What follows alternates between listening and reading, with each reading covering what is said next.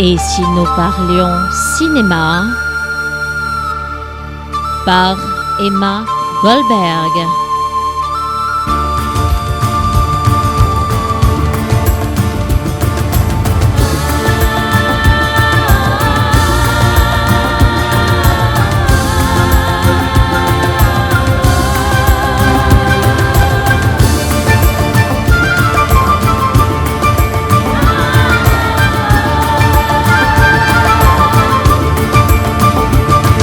Bonjour les amis, voici la 4e édition de ma chronique Et si nous parlions cinéma by Emma Goldberg. Je suis heureuse de vous retrouver pour une spéciale acteur. Je vais vous parler de personnages étonnants, époustouflants et talentueux. Le premier invité est un copain. On s'appelle de temps en temps au téléphone et je suis sa carrière de très près et de temps en temps il me laisse un petit mot sur Facebook. Il s'agit de Bruno Henry. Il est né le 6 avril à Bordeaux. C'est un acteur français d'origine afro-antillaise. C'est un grand talent à la carrière française et internationale. Après 3 ans de cours de théâtre Dominique Viriot, il passe un casting pour Monsieur Amédée avec Michel Galabru, qui sera aussi son professeur de théâtre et mentor, et avec Bernadette Lafont dans cette pièce. Il enchaîne des pièces de théâtre telles que Antigone, Pygmalion, Des souris et des hommes, inoubliable Bruno Henry dans cette pièce, Matati Alfred sous les directions de Nicolas Briançon, Jean-Philippe Évariste, Philippe Ivancy, Anne Bourgeois,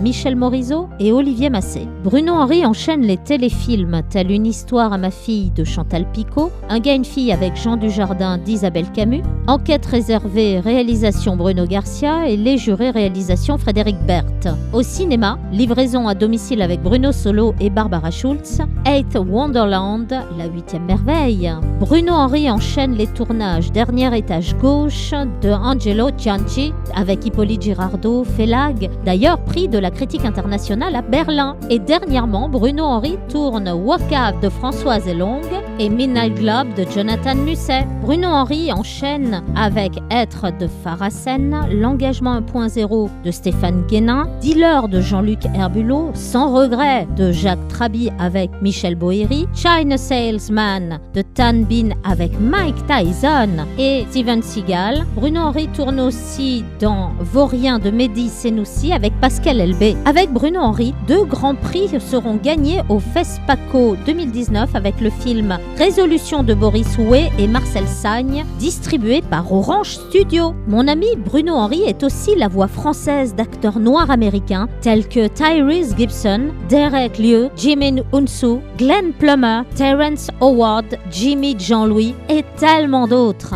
Actuellement, Bruno Henry est en post-production de son premier court-métrage en tant que réalisateur et acteur principal, Le Service, écrit par Marilyn Mailleux. Bruno Henry a écrit aussi une pièce de théâtre, Coach-toi, pauvre con, tout un programme. Bruno Henry est aussi sur l'écriture de 2 longs métrages, Cœur de dame en coécriture avec Laura Richard et Mafua qu'il écrit seul, plus un seul en scène. Bruno Henry prépare aussi Mon blues à moi, un poet trip que mettra en scène Irène Tassambedo et sera accompagné sur scène avec son compositeur et DJ Patrick Nuper. Depuis plus de 3 ans, Bruno Henry a une carrière internationale car il tourne un peu partout, en Afrique, en Chine, au Maroc, à Los Angeles, aux États-Unis, en France, en Italie. Vous verrez bientôt Bruno Henry dans une série en tant qu'acteur principal produite par le Maroc et Canal+ International, FSA, Force spéciale africaine, réalisée par Mohamed Hahed Bensouda, début du tournage octobre 2019. Et enfin, Bruno Henry tournera un long métrage prévu pour 2020 en rôle principal avec la réalisatrice Irène Tassambedo, le film La Traversée. Il est comme ça Bruno Henry, l'humilité des très grands et toujours prêt à répondre à mes questions. Allez suivre sa carrière dans tous ses films et retrouvez-le sur les réseaux sociaux. Vous verrez, il est adorable et disponible. Et si nous parlions cinéma, le prochain acteur dont je vais vous parler est un acteur absolument formidable et délicieux, Reda Kateb. Je me suis intéressée à Reda Kateb lorsque j'ai vu le film Hippocrate. Il crevait l'écran dans ce second rôle. Il a d'ailleurs obtenu plusieurs récompenses dont le César du meilleur acteur dans un second rôle pour le film film Hippocrate en 2015. Reda Kateb est un acteur français né le 27 juillet 1977 à Ivry-sur-Seine. Et oui, c'est un lion. Ne le lui dites pas, je suis né le 29.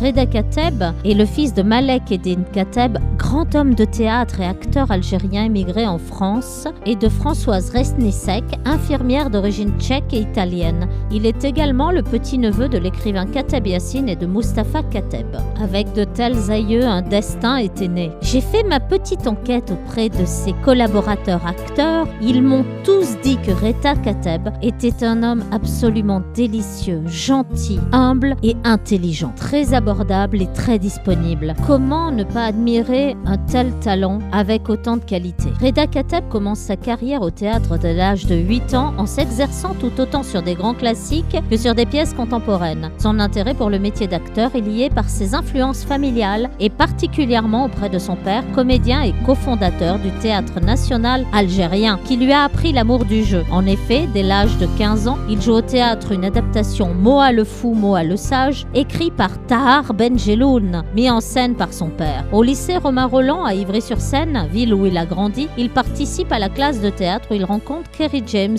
En 2003, Reda Kateb a mis en scène Le Poète encerclé, une œuvre de son grand-oncle Yassine Kateb, le grand écrivain, poète rebelle, fondateur de la littérature algérienne moderne, avec Nedjma en 1956. Après avoir effectué un bac théâtre à Ivry-sur-Seine, il apprend son métier en développant sa faculté d'observation à travers les petits boulots qu'il multiplie à l'époque, ouvreur dans un cinéma, caissier projectionniste, clown dans des anniversaires ou au salon du camping-car. Il déclare par la suite ses petits boulots, ça a été mon conservatoire. Il se dit particulièrement influencé dans son jeu par Jean Gabin et par le cinéma d'avant et d'après-guerre. J'ai une grande fascination, dit-il, pour Jean Gabin dans sa jeunesse. Je pourrais voir et revoir La Bête humaine, La Grande Illusion, Des gens sans importance, Le jour se lève et les films de Jean-Pierre Melville, dit-il. Reda Kateb joue son premier rôle de chef de gang dans la deuxième saison de la série télévisée Engrenage en 2008. L'année suivante, il débute au cinéma dans Un prophète de Jacques Audiard. Il enchaîne avec le film Qu'un seul tienne et les autres suivront de Léa Fener,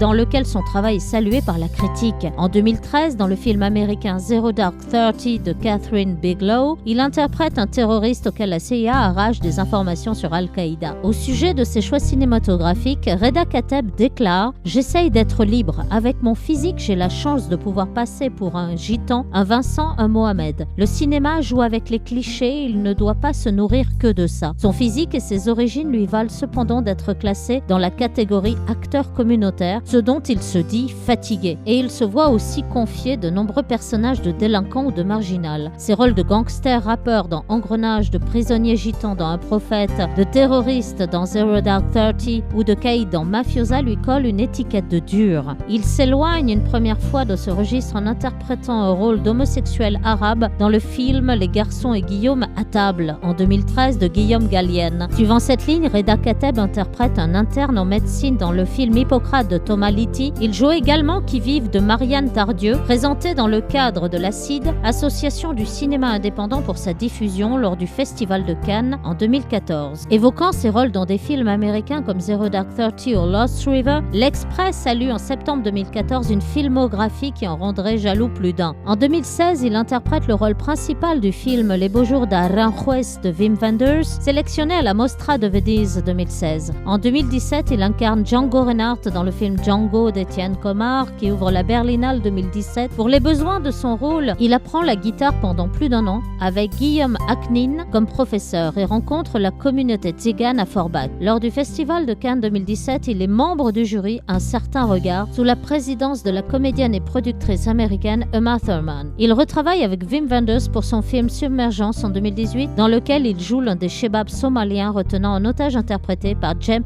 McAvoy. Il est tout ça, Reda Kateb. Je vous invite à le suivre dans toute sa carrière avec tous les films qu'on ira voir au cinéma. Et si nous parlions cinéma, le prochain acteur, je l'aime beaucoup car il est très abordable, disponible et terriblement humain. Il s'agit d'Antoine Cuessens, le père de Dounia Cuessens que vous retrouvez dans Plus belle la vie. On retrouve Antoine Cuessens dans Laissez-passer de Bertrand Tavernier en 2002, La loi de Murphy de Christophe Campos en 2009, Le temps des secrets de Thierry Chabert et Le temps des amours, L'affaire Christian Renucci, Le combat d'une mère de Denis Grenier de Fer, Versailles, Le rêve d'un roi de Thierry Benisti, plein de séries séries télévisées telles Le Château des Oliviers ou encore Sous le soleil ou encore Les Bœufs Carottes. Antoine Cuessens a joué dans tellement de films et tellement de rôles. Antoine Cuessens est un acteur français né à Lille dans le département du Nord. Il passe son enfance à Grenoble avant que la famille revienne s'installer dans sa ville natale. À 16 ans, il commence une carrière de peintre et se lance dans l'écriture. En 1985, il rentre au Conservatoire d'Aix-en-Provence où il a le comédien Christian Barbier pour professeur. Il poursuit sa formation au Théâtre-École du Passage. Il débute à l'écran à la fin des années 80 avec une apparition dans La Maison assassinée de George Lautner. Pour le cinéma, il joue aussi des personnages secondaires, notamment pour Jeannot Schwark, Laurent Firode, Bertrand Tavernier et Jean-Pierre Mocky. Il interprète des rôles plus importants dans de nombreux courts-métrages, dont La Place du Mort et Pièces détachées de Sébastien Drouin, Les 11 coups de minuit de Nabil Bouragda, Une vie par cœur de Lionel Nakache qui lui valent un prix d'interprétation au Festival du cinéma Les héros du cinéma du Cap d'Agde. La télévision lui apporte des petits rôles comme des séries comme Sous le soleil, PJ, Même âge, même adresse, K1, mais surtout une quarantaine d'épisodes en Centrale Nuit. En 2011, il préside le Festival du court-métrage de Lussac en Gironde et aujourd'hui, ses projets sont une comédie avec un ami réalisateur, Michael Bond, qui vit à Los Angeles, avec qui il a tourné en novembre 2017 un film, Marianne, sur la résistance française.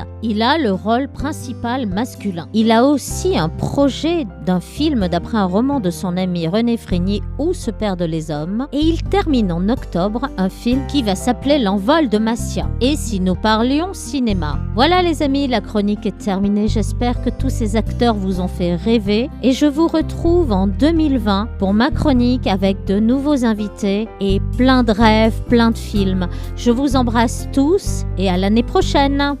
Et si nous parlions cinéma par Emma Goldberg sur Radio Plus.